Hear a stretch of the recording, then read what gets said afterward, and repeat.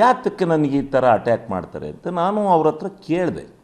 ಯಾಕಪ್ಪ ನಮ್ಮನ್ನು ಈ ರೀತಿ ಟಾರ್ಗೆಟ್ ಮಾಡಿ ನಾನು ಭಾಷಣ ಮಾಡೋಕ್ಕೆ ಎಲ್ಲ ಮಾಡುವಲ್ಲೂ ಸುಮ್ಮನೆ ಕೂತಿರ್ತೀರಿ, ನಾನು ಮಾತಾಡುವಾಗ ಮಾತ್ರ ಎದ್ದು ಗಲಾಟೆ ಮಾಡ್ತಾರಲ್ಲ, ಏನಕ್ಕೆ ಕಾರಣ ಅಂತ.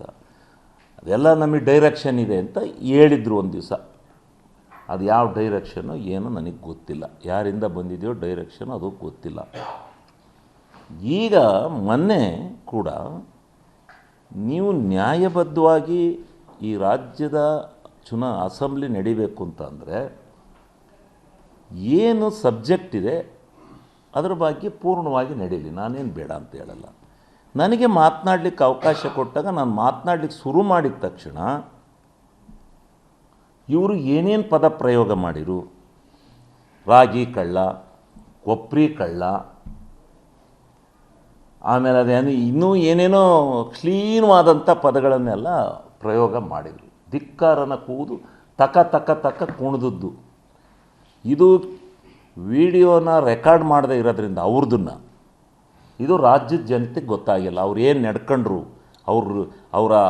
ಅವ್ರು ಅದಕ್ಕೋಸ್ಕರನೇ ನಡ್ಕೊಂಡ್ರು. ನಮ್ದು ಹೆಂಗೂ ರೆಕಾರ್ಡ್ ಆಗಲ್ಲ ಅಂತೇಳಿ ಏನು ಬೇಕು ಅದನ್ನು ಮಾತಾಡಿದರು.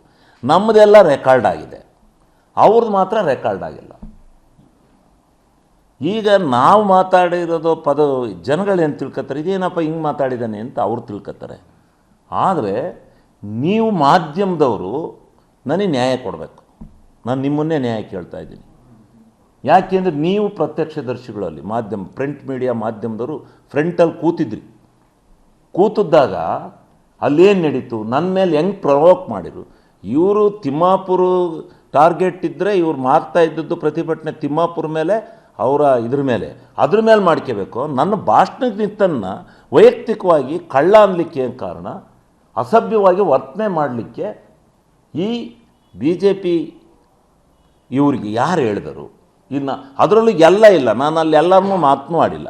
ನನ್ನ ಮೇಲೆ ಯಾರು ಮೈಕಿ ಇದನ್ನು ಕಾಗದ ಇದು ಮಾಡ್ಕೊಂಡು ಕೂಗ್ತಾ ಇದ್ದ ಸಲಗಾರ, ಮತ್ತು ಯಾರು ತಕ ಕುಣಿತಾ ಇದ್ದ ವೇದವಾಸ್ ಕಾಮತ್ತು, ಅವರು ಇಬ್ಬರ ಮೇಲೆ ನಾನು ನಿಮಗೆ ಏನು ಇಲ್ವಾ, ಹಂಗೆ ಹಿಂಗೆ ಯಾತಕ್ಕೆ ಬಂದಿದ್ದೀರಿ ಇಲ್ಲಿ ವಿಧಾನಸಭೆಗೆ, ನಿಮಗೇನು ಗೌರವ ಇಲ್ವಾ ಅಂತೇಳಿ ನಾನು ಹೇಳಿರ್ತಕ್ಕಂಥದ್ದು. ನನಗೂ ಮಾನ ಮರ್ಯಾದೆ ಇಲ್ವಾ ನಿಮಗೆ, ಯಾತಕ್ಕೆ ಇಲ್ಲಿ ವಿಧಾನಸಭೆಗೆ ಬರ್ತೀರಿ, ಯಾಕೆ ನನ್ನ ವೈಯಕ್ತಿಕವಾಗಿ ನಿಂದನೆ ಮಾಡ್ತಾಯಿದ್ದೀರಿ ಅಂತೇಳಿ ನಾನು ಅವರನ್ನು ಬೈದಿರ್ತಕ್ಕಂಥದ್ದು. ನಾನು ಹೊರಟಾಗಿ ಸ್ವಲ್ಪ ಮಾತಾಡಿರ್ತಕ್ಕಂಥದ್ದು. ಆ ಮಾತಿನ ಬಿರುಸಿನಲ್ಲಿ ಅವ್ರು ಮಾಡ್ತಾ ಇದ್ದಂಥ ಕುತಂತ್ರಕ್ಕೆ ತಕ್ಕ ಉತ್ತರನ ನಾನು ಮಾತಿನಲ್ಲೇ ಕೊಡಬೇಕು ಅಂತ ಹೇಳಿ ಸ್ವಲ್ಪ ನಾನು ಇದು ಮಾಡಿದೆ. ನಾನು ಕೊಪ್ರಿ ಕಳ್ಳ ಅಂದಾಗ ಹೇಳಿದೆ, ನೀನು ದುಡ್ಡೆಲ್ಲ ಕೊಪ್ರಿಲಿ ಇದು ಹೊಡ್ಕೊಂಡೋಗಿ ಇಟ್ಕೊಂಡಿದ್ದೀಯಾ ಅಂದವರು. ಬಾರಪ್ಪ ನಿಮ್ಮ ಅಪ್ಪ ಕೊಟ್ಟಿದ್ದೀನಿ ಈಸ್ಕಣಿವಂತೆ ಅಂದೆ. ನಾನು ನಿಮ್ಮ ಅಪ್ಪರ ಕೈ ಕೊಟ್ಟಿದ್ದೀನಿ ಈಸ್ಕೊಳಪ್ಪ ನೀನು ಅಂದೆ. ಎಲ್ಲವನ್ನೂ ನಾನು ಮಾತಾಡಿದೆ, ಇಲ್ಲ ಅಂತ ನಾನು ಹೇಳೋದಿಲ್ಲ. ಈಗ ನಾನು ಕೇಳ್ತಕ್ಕಂಥದ್ದು ಈ ಸದನದಲ್ಲಿ ಒಂದು ನಿಯಮಾವಳಿ ಇದೆ. ನಿಯಮಾವಳಿ ಬಗ್ಗೆ ಅವ್ರಿಗೆ ಪ್ರತಿಭಟನೆ ಮಾಡೋಕ್ಕೆ ಅಧಿಕಾರ ಇದೆ, ಸದನ ನಡೆಸೋಕ್ಕೂ ಇವ್ರಿಗೆ ಅಧಿಕಾರ ಇದೆ. ಸದನದಲ್ಲಿ ಸ್ಪೀಕರ್ ಅವರು ನನ್ನನ್ನು ಮಾತಾಡುವಂತ ಆಹ್ವಾನಿಸಿದ ಮೇಲೆ ನನ್ನ ವೈಯಕ್ತಿಕವಾದ ರಾಜಕೀಯವಾದ ಎಂಥದ್ನಾರ ಕೂಗಲಿ, ನಮ್ಮ ಪಕ್ಷಕ್ಕೆ ಕೂಗಲಿ, ಮತ್ತೊಂದು ಕೂಗಲಿ, ಎಂತೆಂಥದೋ ಲೂಟಿ ಅಂತ ಕೂಗ್ತಿದ್ರು, ಕೂಗಿ ಕೇಳಲಿ. ಶಿವಲಿಂಗೇಗೌಡನ ವೈಯಕ್ತಿಕವಾದ ಬದುಕಿಗೆ ಹಾಕಿ BJP ಅವರು ಕೈ ಹಾಕಿರು. ವೈಯಕ್ತಿಕ ಬದುಕನ್ನು ಚರ್ಚೆ ಮಾಡೋಕ್ಕೆ ನಾವು ವಿಧಾನಸಭೆಗೆ ಬಂದಿರೋದು. ನಾವು ವಿಧಾನಸಭೆಯಲ್ಲಿ ವೈಯಕ್ತಿಕವಾದ ಬದುಕಿಗೆ ಏನಾದರೂ ನಾನು ಮಾತಾಡ್ತಾ ಇದ್ದದ್ರಲ್ಲಿ ಇವರು ಬಾವಿಲಿದ್ದಾರೆ, ಕೇಳಂಗಿಲ್ಲ ಅಂತ ಅಂದರೆ ಬೇಕಾದ್ರೆ ಕೂಗಿ ಕೇಳಲಿ, ನಾನು ಬೇಡ ಅಂತ ಹೇಳಲ್ಲ. ನನ್ನನ್ನು ಟಾರ್ಗೆಟ್ ಮಾಡಿ ನನ್ನ ವೈಯಕ್ತಿಕವಾದ ಬದುಕಿನ ಬಗ್ಗೆ ಇವರು ಅಶ್ಲೀಲವಾದಂಥ ಪದಗಳನ್ನು ಬಳಕೆ ಮಾಡಿರ್ತಕ್ಕಂಥದ್ದು ಯಾಕೆ? ನಾನು ಇದನ್ನು ನೀವು ಅಂಕಣದಲ್ಲಿ ಏನು ಬರಿತೀರೋ ನನಗೆ ಗೊತ್ತಿಲ್ಲ.